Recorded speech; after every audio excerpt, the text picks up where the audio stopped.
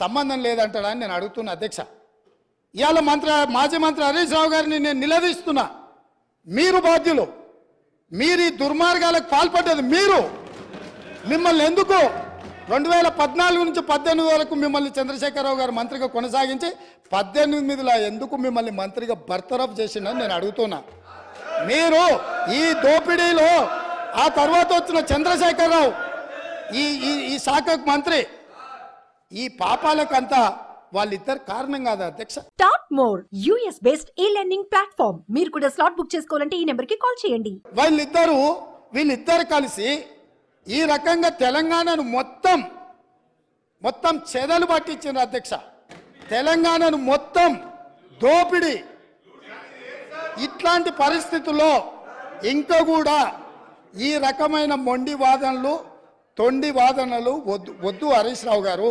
జరిగిన తప్పులు సరే, విజిలెన్స్ అండ్ ఎన్ఫోర్స్మెంట్ నివేదికిస్తే వాళ్ళని తిడుతుంది, కాగ్ నివేదికిస్తే వాళ్ళను ఆరోపణ చేస్తుంది, వాస్తవాలను చెప్తే మా మీద దాడి చేస్తుంది. మరి మీరు నియమించుకున్న అధికారులు ఇచ్చిన నివేదికని ఇది కూడా తప్పుడు నివేదికనే అధ్యక్ష? ఇది కూడా తప్పుడు నివేదికనే అంటాడా? అంటే ఎటు పోతున్నాము అధ్యక్ష? మనము ఎక్కడికి వెళ్తున్నాము? ఏం చర్చ జరుగుతుంది అధ్యక్ష?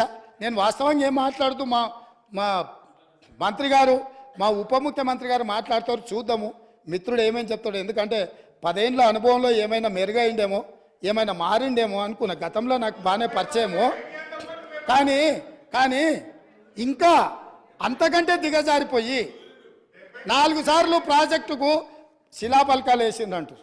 మంచిదే, ఫస్ట్ ప్రాణహితనే ఉండే, చేవెళ్ళ చెల్లమ్మ అడిగితే చేవెళ్ళ దగ్గరకు వచ్చింది. శిలాపలకం వేయొద్దా? ఇవాళ వారి పక్కనే ఉంది కదా చేవెళ్ళ చెల్లమ్మ.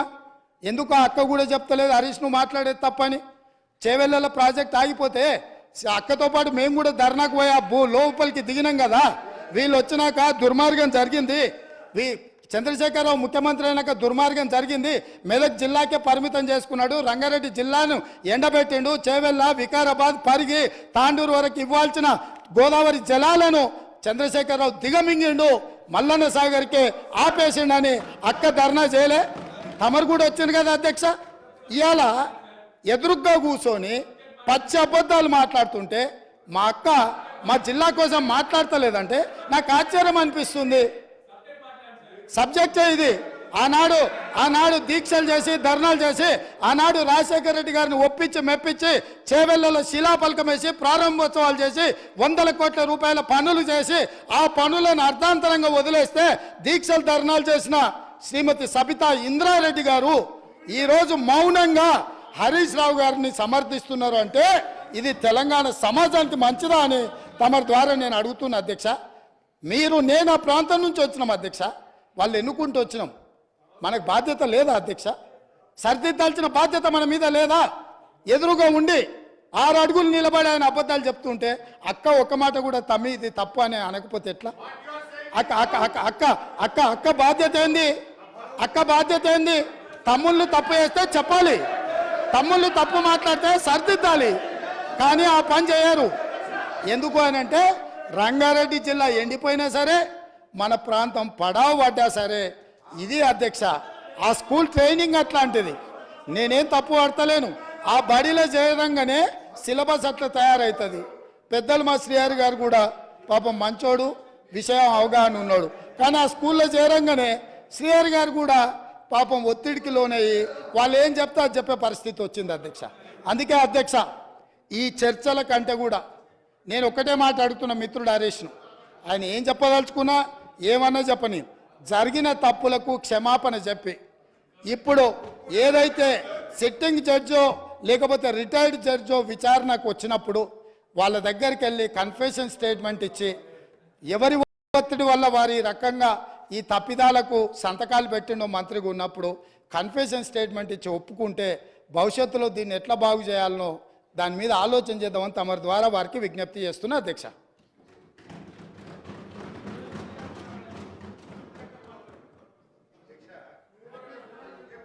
అధ్యక్ష, ముఖ్యమంత్రి గారు ఏందంటే ఏదో రకంగా మమ్మల్ని రెచ్చగొట్టాలి, సబ్జెక్ట్ డీవియేట్ చేయాలని ఒక ప్రయత్నమైనది. అధ్యక్ష, అసలు క్షమాపణ చెప్పాల్సింది ఎవరు అధ్యక్ష? 8 ఏళ్ళు 2007లో కొబ్బరికాయ కొట్టి 2014 దాకా కనీసం మహారాష్ట్రతో అగ్రిమెంట్ చేయకుండా తెలంగాణను నిర్లక్ష్యం చేసినందుకు ఈ కాంగ్రెస్ పార్టీ నాయకులకు క్షమాపణ చెప్పాలి. 8 ఏళ్లైనా కనీసం మహారాష్ట్రతో అంతర్రాష్ట్ర ఒప్పందం చేతగాలేదంటే అది మీ చేతగాంతనం, మీ నిర్లక్ష్యం కాకపోతే ఏందని నేను అడుగుతా ఉన్నా అధ్యక్ష. యాక్చువల్గా నీళ్లు లేని చోట మీరు ప్రాజెక్టు కడితే సిడబ్ల్యూసి సూచనల మేరకు నీళ్లున్న చోటికి మార్చి మీరు పెట్టిన ఖర్చు వృధా కాకుండా సద్వినియోగం చేసేటువంటి ప్రయత్నం చేసాం అని మీ ద్వారా వారికి తెలియజేస్తా ఉన్నా అధ్యక్ష.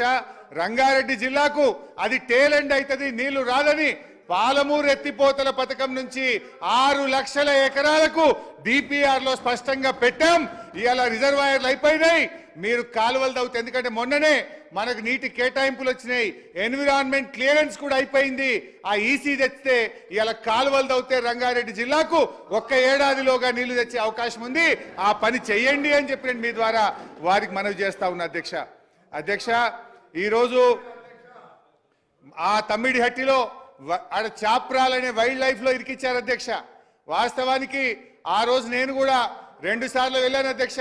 మొదలు మేము వెళ్ళినప్పుడు అక్కడ కాంగ్రెస్ ప్రభుత్వం ఉంది.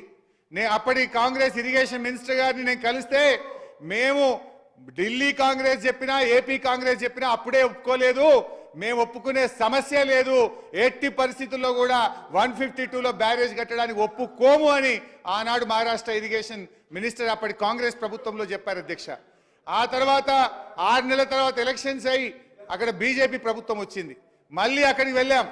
అక్కడికి వెళ్ళి దేవేంద్ర ఫడ్నవీస్ గారు ముఖ్యమంత్రి అయితే వారిని అక్కడ ఇరిగేషన్ మినిస్టర్ను కలిసి మాకు ఇది ఒప్పుకోండి 152కు, మాకు తెలంగాణకు జీవనాధారం అని చెప్పి ఎన్ని రకాలుగా అడిగినా ఆయన ఏమన్నాడంటే అసలు దీనికి వ్యతిరేకంగా పోరాటం చేసిందే నేను, జైళ్ళలో పడ్డా అరెస్ట్ అయినా ఈరోజు రాష్ట్ర ముఖ్యమంత్రిగా నేనెట్లు ఒప్పుకుంటా 152కు, ఒప్పుకునే ప్రశ్నే లేదని కొత్తగా మహారాష్ట్రలో పదవి బాధ్యతలు చేపట్టిన ఫడ్నవీస్ ముఖ్యమంత్రి గారు చెప్పారు అధ్యక్ష. స్వయంగా కేసీఆర్ గారు కలిసి మేము కలిసి అన్ని ప్రయత్నాలు చేసిన తర్వాత ఒప్పుకునే ప్రశ్నే లేదు అని చెప్పి ఆ కొత్తగా వచ్చిన ప్రభుత్వం కూడా చెప్పిన తర్వాత ప్రత్యామ్నాయం లేని పరిస్థితి. 7 ఏళ్లు మీరు సమయం వృధా చేశారు. మరి మేము 7 ఏళ్లు దాని హెడ్ ఎక్కడ కట్టాలో అసలు మహారాష్ట్రలపై అనుమతి లేకుండా మనం బ్యారేజ్ కట్టగలుగుతామా? మీలాగా 8 ఏళ్ల సమయం వృధా చేయాలనుకుంటున్నారా? అయితే ఆ రోజు వ్యాప్కోస్ అనే కేంద్ర ప్రభుత్వ సంస్థకు మాకు ఈ సమస్య వచ్చింది. ఒకవైపు సిడబ్ల్యూసి నీళ్లు లేదు, మీకు అవసరమైన నీటి లభ్యత తమ్మిడిహట్టి దగ్గర లేదు, మీరు ప్రత్యామ్నాయం చూసుకోండి అని సిడబ్ల్యూసి చెప్తుంది. మరోవైపు మహారాష్ట్ర ఒప్పుకోనంటుంది, ప్రత్యామ్నాయం సూచించండి అని చెప్పి కేంద్ర ప్రభుత్వ సంస్థ వ్యాప్కోస్కి ఇస్తే వాళ్ళు ఇచ్చిన సూచన మేరకు మాత్రమే ఈ మేడిగడ్డ, తమ్మిడిహట్టి, అన్నారం, సుందిల్లా బ్యారేజ్ల నిర్మాణం జరిగిందని మీ ద్వారా గౌరవ ముఖ్యమంత్రి గారికి ప్రభుత్వాన్ని తెలియజేస్తున్నా అధ్యక్ష. ఈరోజు గౌరవనీయులు ముఖ్యమంత్రి గారు కానీ ఇరిగేషన్ శాఖ మంత్రి వర్యులు ఈరోజు ఈ బ్యారేజ్ దాన్ని ఏదో పార్లమెంట్ ఎలక్షన్స్ ఉన్నాయి లబ్ధి పొందాలని ఎక్కువ చేసి చూపే ప్రయత్నం చేస్తున్నారు. అఫ్ కోర్స్ ముఖ్యమంత్రి గారు ధోరణి అయితే ఎట్లుందంటే ఆయన ఆ మధ్య స్టేట్మెంట్ ఇచ్చారు సీఎం గారు, కేసీఆర్ గారి ఆనవాళ్లు లేకుండా చేస్తా అంటే ఆయన చేసిన మంచి పనులు ఏవి రేపు ప్రజలు గుర్తుంచుకోకుండా చేస్తా అనేటువంటి ఒక దాంతో ఆయన డిసైడ్ అయి ఉన్నాడు. నాకు డౌట్ కూడా వస్తూ ఉంది, వాళ్ళు ఈ బ్యారేజీలు కూలిపోవాలని ఉద్దేశపూర్వకంగా ఆలస్యం చేస్తున్నారనే అనుమానం కూడా కలుగుతూ ఉంది. దయచేసి రాజకీయం చేస్తే మా మీద ఎంతైనా బురద చల్లండి కానీ. స్పీకర్ సార్, హరీష్ రావు గారు స్టేట్మెంట్ విత్డ్రా చేసుకోవాలి. ఇది హైలీ ఇర్రెస్పాన్సిబుల్. మీ కరప్షన్ వల్ల, మీ దోపిడీ వల్ల మేడిగడ్డ బ్యారేజ్ కొలాప్స్ అయిపోయి ఇక మీదికెళ్ళి మీరు ఎదురుదాడి చేయడమా? సిగ్గుపడాలి, క్షమాపణ చెప్పాలి తెలంగాణ సమాజానికి. అధ్యక్ష, ఇప్పటికి 3 సార్లు చెప్పిన ప్రభుత్వం మీ దగ్గర ఉంది, ఏ విచారణ అయినా చేయండి, దానికి మేము సిద్ధమని చెప్పినాం. అయితే అధ్యక్ష, అయితే బ్యారేజ్ల విషయంలో ఈరోజు సరే ఆ సంఘటన మేము కూడా హర్షించము, తప్పు ఎవరు చేసినా తప్పే, దాన్ని ఎంక్వైరీ చేయండి, టెక్నికల్ డిఫాల్ట్ ఏందో తెలుసుకోండి, కానీ తొందరగా దాన్ని రిస్టోర్ చేసే ప్రయత్నం చేయండి. ఒక బ్యారేజీలే కాదు, కాళేశ్వరంలో మనం అనేక రిజర్వాయర్లు కట్టుకున్నాం, కాలువలు దవ్వుకున్నాం.